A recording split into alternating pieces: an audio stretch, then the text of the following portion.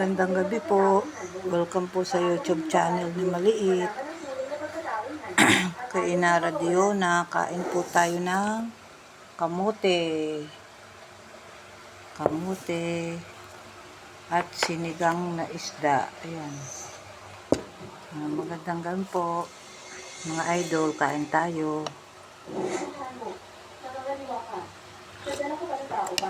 Kamote, tanghapunan. Ayan, go. Pasensya na, pasensya na. Nagkamali ako ng tao. Yung head sa nasok mo, may ganyan din ang asawa ko. Pero yung sa kanya, baka class B lang. Hindi kasalanan kung nagkamali ka. Kasalanan ko lang ang dito ko ay pagkaraniwan lang. Tang-tang, nagpilay kasi ako, kaya na ako pinapasok sa loob. Sakto ka short na ngayon. Yung kaparehong blazer ni nanay. Buti na lang dumating ka na ayos. Baka lumaki pa ang hindi pagkakaunawaan. Medyo malabo ang mata ko. Makakatawa talaga. Pasensya na. May nakausap ka ng mga boss. Naghihintay na sa loob. Kailangan na namin Kain pumasok. po. Sino mga kasama mo? Ang mga boss. Ha? Hindi na kami makakaabala. Tama ko si Jovin bukas, sasakay ako sa Sige. mundo. Yung proyekto sa bisig, kailangan bantayan. Lumala ko na talaga ang mata ko. Pati panilig ko may problema na. Para narinig ko ang boses ng asawa ko. Sulhan mo. Ano na ginagawa mo dito?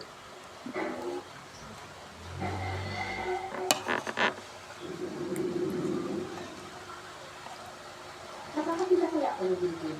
Kanina sabi ni Ibigo, mga boss daw ang nakaupusan ko. Eh bakit nandito ang asawa ko? Magdala ka handa nila ha.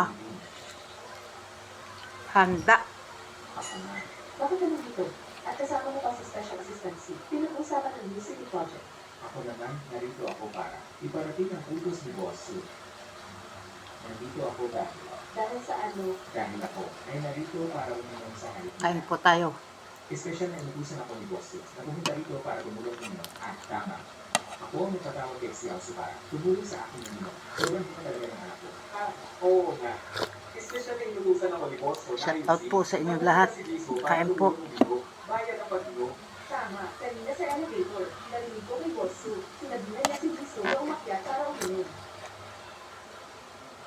Ikaw ngayon, nagtatrabaho na sa Swiss Pharmaceuticals. Ang sahod dito, mas maganda. Kaya sa dati, ang head garden ko, nakapag-partner na rin sa Swiss. Naganda na ang buhay natin. Ang perang ganyan, hindi na kailangan pagkakitaan.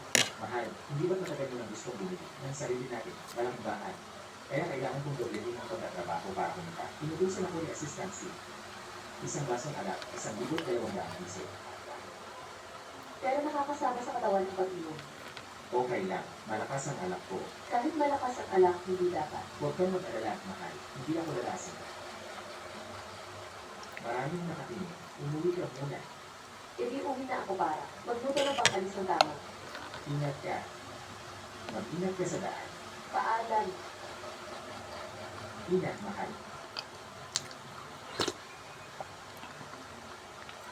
Tang-tang. Sandali lang. Ano nandito? Go. May kailangan po ba kayo? LM. May isang bagay na kailangan isa ng tulong mo. Ako. Tang-tang. Sa Lin City Agricultural Research Institute. Nakapag-develop ako ng isang batch ng mga mahalagang halamang gamot. Kailangan tumulong hindi dito para masalit sa lokal na temperatura bilang paghahanda para sa herbal exhibition ng Scotland sa susunod na kalahating buwan. Kaya, nais ninyo na greenhouse ng Tang-tang Herb Garden mo. Tang-tang. Nakita ko sa listahan ng mga exhibitor ni Jisoo. Namasahin tayo. Pareho tayong nasa larangan ng halamang gamot. Sigurado pareho tayong seryoso sa exhibition na ito. Diba? Kaya tulungan mo ako. Okay lang. Sa harap mismo ng Jisoo, paano ako makakatabi? Maliit na bagay lang yan. Mag-add tayo sa WhatsApp. Tapos I'll send ko sa iyo ang address. Yung Tang-tang Herb Garden. Sige. Salamat. Tang-tang. Walang anuman. Aalis na ako. Pasok. Jisoo, ang batch ng mga binirang halamang gamot na pinagtitilinan. Yung Ulo ng isda. ko na sa lokal na lugar, hinahatid na ngayon papunta sa Tang-tang Herb Garden. Ang batch ng halamang gamot na yun, sigurado ba walang problema? Wala akong nakita anumang problema. Nga pala, ang mga tao mula sa mga palulubiwat siya, patuloy sila naghahanap ng problema. Kung ganoon, bigyan natin sila ng gusto nila. Nauunawaan ko. Ay, pagdalang na ba ang hindi na yun? Ganito yun. Tingnan muna natin ito. Kailangan talaga ito talaga.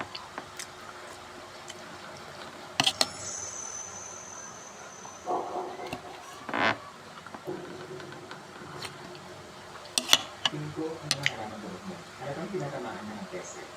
Paano ito nagawa? Ilabas para exhibit.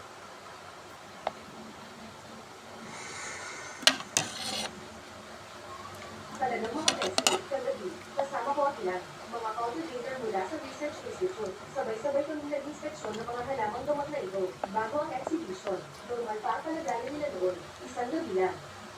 Paano naging ganito?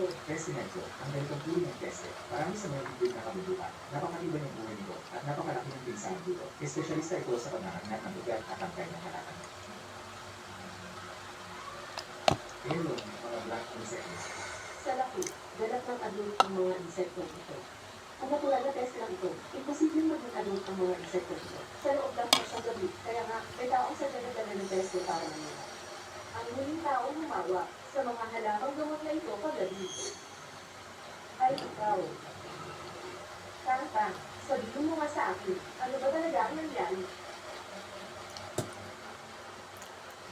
Gaya lang ng nakikita ko, ang mga halamang gamot na ito, talagang kinain ng mga teste. Siyempre, alam ko ang mga halamang gamot na ito ay kinain ng mga teste. Ang tanong, paano kaya ang mga halamang gamot na ito ay napinsala ng ganitong uri ng teste? Ang ganitong uri ng teste, ang dami sa kabundukan. Espesyalista sila sumisiksik sa mga halaman. Sa mga ugat, tangkay. Salamat po ng marami. Bye-bye po. God bless po. Sa probinsya mo, ang probinsya mo